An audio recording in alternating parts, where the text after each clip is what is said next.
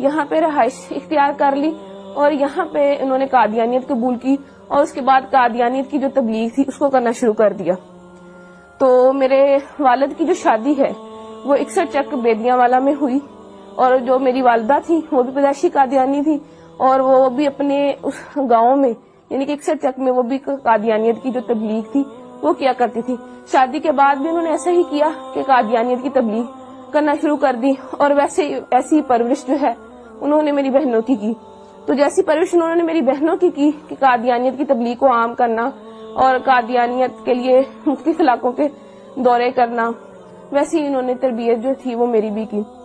تو میرے والد صاحب جو ہے ان کے پاس جو قادیانیوں کی جماعت کا جو ایک چندہ لینے کا عہدہ ہوتا ہے، چندہ تحریک جدید، اس کا جو چندہ تھا وہ لیتے ہوتے تھے، اس کے سیکٹری تھے. یعنی تحریک جدید کا چندہ اکٹھا کرنے کے سیکٹری تھے. اور میرے جو تایا ابو تھے وہ جو وقف جدید جو تھے چندہ اس کو اکٹھا کرتے تھے، یعنی کہ سیکٹری وقف جدید تھے. اور میرے تایا ابو کا بیٹا جو وہ ہے سیکٹری ضیافت، یعنی کہ اس کا کام یہ ہے کہ مختلف علاقہ جات سے جتنے بھی مربیان آتے، مہمان آتے، ان کی رہائش کا بندوبست کرنا، ان کے کھانے کا بندوبست کرنا، یہ سارا کام جو تھا یہ ہمارے گھرانے میں ہوا کرتا تھا. اور اس کے علاوہ جو میری بہن تھی وہ بھی سیکٹری مال تھی. ایک میری بہن سیکٹری ناصرات بھی رہی، ایک میری بہن سیکٹری تعلیم بھی رہی اور ایک وقت میں میرے پاس بھی سیکٹری تعلیم تربیت کا عہدہ تھا. اس کے بعد پڑھائی کی وجہ سے وہ میں نے عہدہ چھوڑ دیا اور میں نے ان کے اسکول میں پڑھانا شروع کر دیا. اور میں نے ان کے اسکول میں تقریباً 2 سال جو ہے ملازمت کی. فیصل آباد میں ان کی بہترین ڈبیٹر تھی. فیصل آباد کی طرف سے سلیکٹیولی یعنی کہ پورے فیصل آباد کو ریپرزینٹ کرنے کے لیے میں ایک دفعہ چناب نگر گئی تقریری مقابلے میں. وہاں وہ جو مقابلہ تھا اس میں میری دوسری پوزیشن آئی. اور اس مقابلے کے بعد ان کے یہاں ایسا ہوتا ہے کہ مقابلے کے بعد جو ہے سوال و جواب کا پروگرام رکھا جاتا ہے. اس سوال و جواب کے پروگرام میں نے ان کا جو خلیفہ ہے، موجودہ خلیفہ مرزا مسرور، اس کی بہن جو تھی اس سے میں نے سوال کیا کہ مرزا قادیانی جو ہے اس نے اپنی کتاب میں لکھا ہے کہ میں نے خواب میں دیکھا کہ قرآن کریم میں قادیان کا نام استعمال ہوا ہے، یعنی قرآن کریم میں قادیان کا لفظ آیا ہے. تو میرا آپ سے یہ سوال ہے کہ مجھے دکھایا جائے کہ قرآن کریم میں کہاں قادیان کا لفظ استعمال ہوا ہے. تو یہ میرا جو سوال تھا وہ پرچی پہ لکھ کے میں نے اس کو بھیجا. تو جب اس سوال کی باری آئی تو اس نے جب سوال کھولا تو اس کے پاس سوال کا جواب نہ تھا اور وہ پوچھنے لگے کہ کس نے یہ سوال جو ہے کیا ہے. اس کے بعد ایک اور لڑکی نے سوال کیا تو مرزا مسرور کی بہن کے پاس اس کا بھی جواب کوئی نہ تھا. تو ان کی ہٹ درمی دیکھ لیں کہ بجائے یہ ماننے کے کہ اس لڑکی کو یا مجھے یہ کہہ دیتی کہ میرے پاس اس سوال کا جواب نہیں ہے، میں بعد میں آپ کو کنسلٹ کر کے پڑھ کے ریڈ کر کے میں آپ کو اس کا جواب دے دوں گی، کہنے لگی آگے سے لڑنا شروع ہو گئی. ایک ان کی قادیانیوں کی اتنی بہت بڑی مبلغہ بن کے آگے سے لڑنا شروع ہو گئی کہ اگر تمہیں زیادہ پتا ہے تو تم میری کرسی پہ آ جاؤ، تم آ کے لوگوں کو سمجھانا شروع کر دو، ایسے ہے ویسے ہے.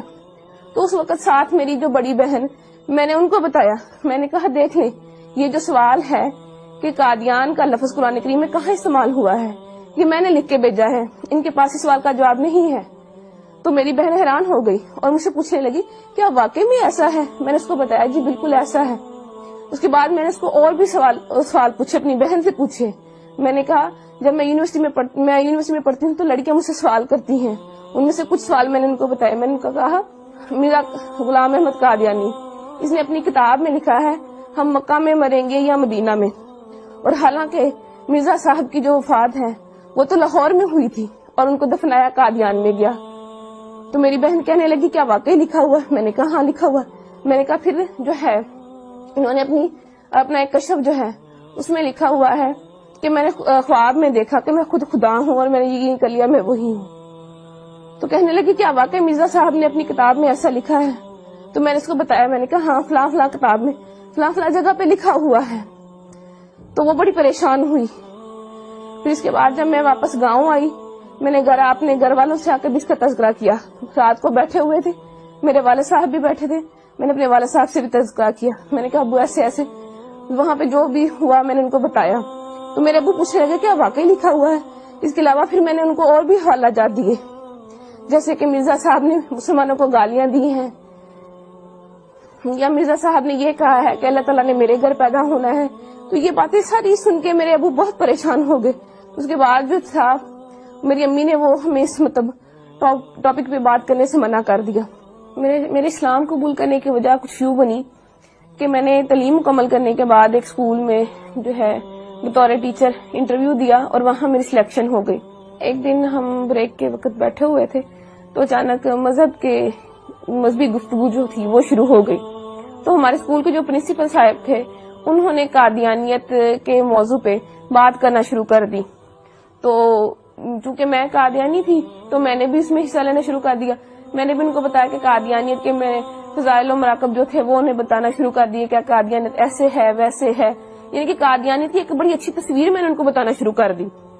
لیکن وہ جو تھے پرنسپل صاحب ان کو پتا تھا کہ قادیانیت کیسا کفر ہے, کیسی غلاظت ہے, کیسی گندگی ہے.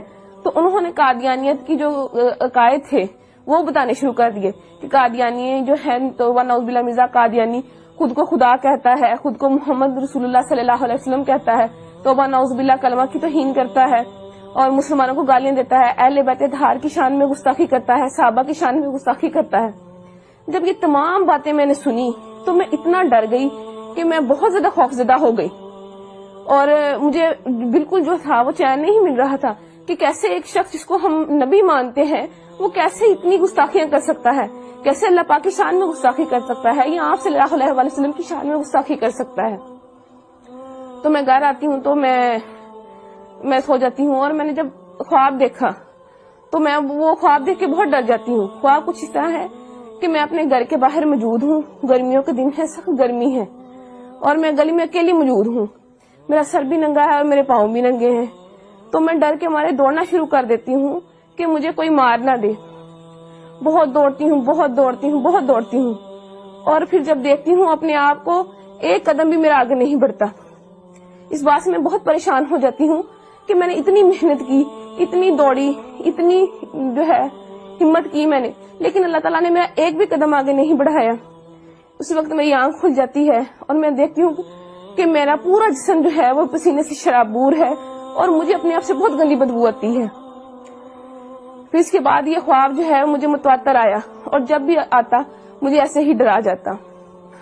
اس کے بعد چند دن بعد میں اسکول گئی تو وہ جو اسکول کے پرنسپل صاحب تھے وہ مرزا قادیانی کی کتابیں لے کے, روحانی خزائن کی مختلف جلدیں لے کے بیٹھے ہوئے تھے. انہوں نے مجھے بلایا اور مجھے کہنے لگے کہ جو جتنی باتیں میں نے تمہیں یعنی کہ جتنے قادیانیوں کے عقائد میں نے تمہیں بتائے ہیں, اگر میں تمہیں ان کتابوں سے دکھا دوں تو کیا تم یقین کر لو گی؟ میں نے انہیں کہا جی میں ضرور یقین کروں گی. تو انہوں نے جو ہے کتابیں کھولی اور جتنی باتیں وہ مجھے جو میں نے آپ سے پہلے بیان کی انہوں نے مجھے مرزا قادیانی کی کتابوں میں سے دکھائی اور وہ کتابیں مرزا قادیانی کی لکھی ہوئی تھی. روا کی جو ہے ضیاء الاسلام پریس وہاں سے شائع ہوئی تھی. اس کے بعد جو ہے میری ملاقات جو میرے دماغ میں شکوک و شبہات تھے یا سوالات تھے تو ان کو دور کرنے کے لیے میری جو ملاقات تھی وہ ایک سابق قادیانی جو کہ اب مسلمان ہو چکے ہیں اور ختم نبوت کے بہت بڑے مبلغ ہیں, عرفان محمود برق صاحب, ان سے میری ملاقات ہوئی.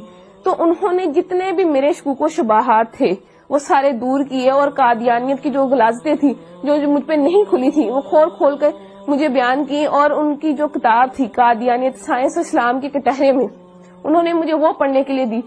تو اس کو پڑھ کے جتنے بھی میرے دماغ میں سوالات تھے وہ سارے کے سارے وہ ختم ہو گئے.